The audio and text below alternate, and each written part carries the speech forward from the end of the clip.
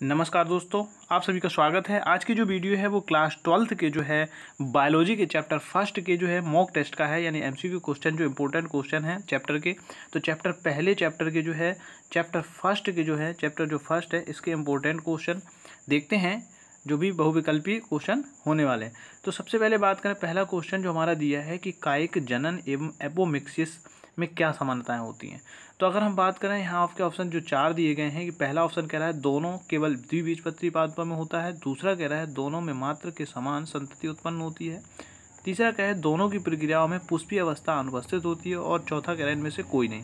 तो अगर हम बात करें सही ऑप्शन की कि कायिक जनन एवं एपोमिक्सिस में क्या समानताएं हैं, तो ये जो होती हैं इसमें समानताएं कि दोनों में मात्र के समान जो है संतति उत्पन्न होती है। तो ऑप्शन नंबर इसका जो है बी सही हो जाता है, जो कि बिल्कुल सही क्वेश्चन का आंसर बनता है। अगला क्वेश्चन की अगर बात करें तो दिया है कि पौधों के निम्नलिखित अंगों में से कौन सा कायिक प्रजनन के लिए सर्वाधिक अनुकूल होता है।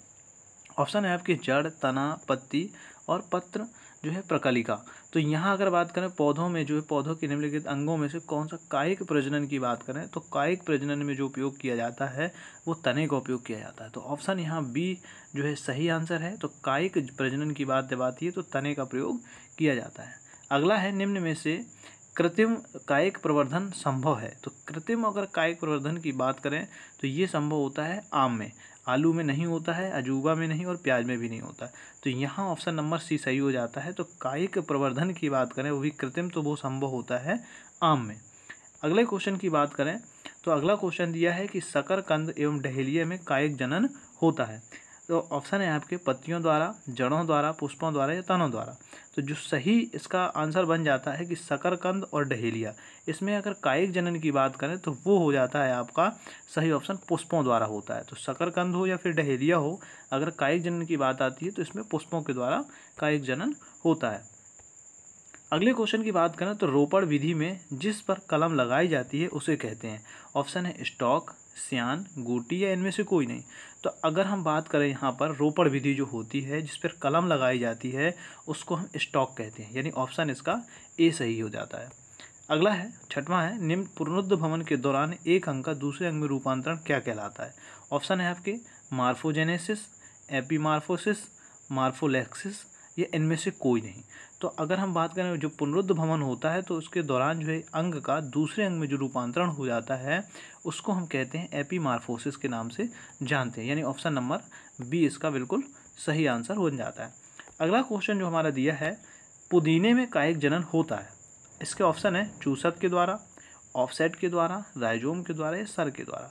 तो अगर हम बात करें पुदीने की, तो पुदीने में जो कायिक जनन की बात होती है तो पुदीने में जो कायिक जनन होता है वो चूसक के द्वारा होता है। किसके द्वारा होता है? चूसक के द्वारा, यानी ऑप्शन नंबर ए इसका जो है राइट आंसर है। अगले 8वें क्वेश्चन की बात करें कि आलू में कायिक जनन होता है, तो अगर आलू में कायिक जनन की बात करें तो ऑप्शन दे रहा है जड़ से, भूमिगत तने से, वायवीय तने से या फिर पत्तियों के द्वारा। तो हम अगर बात करें 8वें के आंसर की, तो आलू में कायिक जनन की बात कर लेंगे तो आलू में जो कायिक जनन होता है वो भूमिगत तने में होता है। तो इसका जो ऑप्शन सही हो जाता है वो बी नंबर, यानी भूमिगत तना। अगला क्वेश्चन है, निम्नलिखित में से कौन सा कथन सही नहीं है, जो कि नीट सेकेंड में 2016 में भी पूछा जा चुका है कि निम्नलिखित में से कौन सा कथन सही नहीं है। पहला विकल्प जो दिया है कि रुके हुए जल में उगती हुई जल हयांसित जल से ऑक्सीजन खींच लेती हैं जिससे मछलियों की मृत्यु हो जाती है। दूसरा है अलैंगिक प्रजनन द्वारा उत्पन्न संतानों को क्लोन कहा जाता है। तीसरे की बात करें तो सूक्ष्मदर्शीय चल अलैंगिक प्रजनन संरचनाएं चल बीजाणु कहलाती हैं। और चौथा विकल्प दिया है आलू, केला, अदरक में पादपक रूपांतरित तने में उपस्थित पर्वों से उत्पन्न होती है। तो यहाँ अगर हम इसके आंसर की बात करें तो सही आंसर जो है ये आपके ए, बी और सी तीनों गलत हैं, और इसका जो सही आंसर हो जाता है ऑप्शन नंबर डी, यानी आलू हो गया, केला और अदरक में पादपक जो है रूपांतरित तने में उपस्थित पर्वों से उत्पन्न होते हैं। तो ये इनमें सब में जो होते हैं पादप जो निकलते हैं वो जो है तने से उत्पन्न होते हैं। तो वीडियो अगर अच्छी लगे तो चैनल को लाइक, सब्सक्राइब और शेयर